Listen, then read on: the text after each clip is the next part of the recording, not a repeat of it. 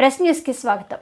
భద్రాద్రి కొత్తగూడెం జిల్లా మణుగూరు తెలంగాణ చౌరస్తాలో కాంగ్రెస్ ప్రభుత్వం ఏర్పడి ఏడాది పూర్తయిన సందర్భంగా మున్సిపాలిటీ వారి ఆధ్వర్యంలో మున్సిపల్ కమిషనర్ యాదగిరి గౌడ్ అధ్యక్షతన నిర్వహించిన ప్రజాపాలన విజయోత్సవ సంబరాలకు ముఖ్య అతిథిగా విచ్చేసిన ఎమ్మెల్యే పాయంకి మహిళా నాయకులు, మహిళా సోదరిమణులు కోలాటాలతో ఘనస్వాగతం పలికారు.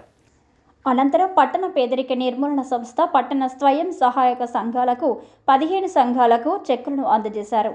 అనంతరం మహిళా నాయకులు, మహిళా సోదరిమణులు, విద్యార్థులతో తెలంగాణ చౌరస్తా నుండి అంబేద్కర్ సెంటర్ వరకు భారీ ర్యాలీలో పాల్గొన్నారు.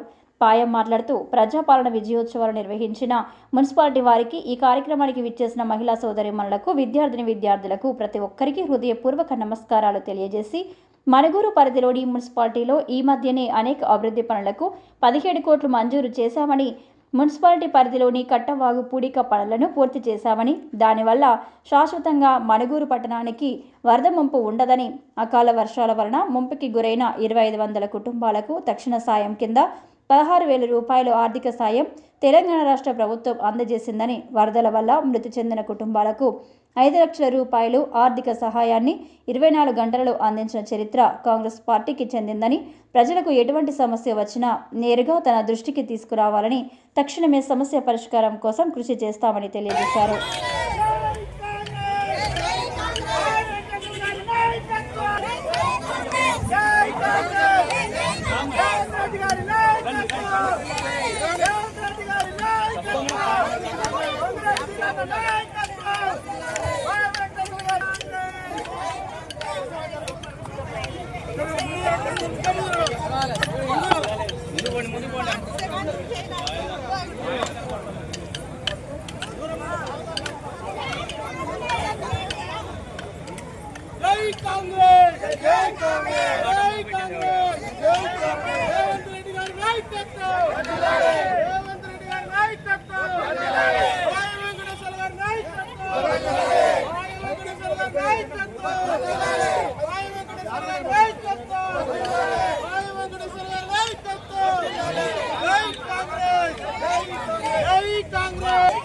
రేవంత్ రెడ్డి గారి నాయకత్వం.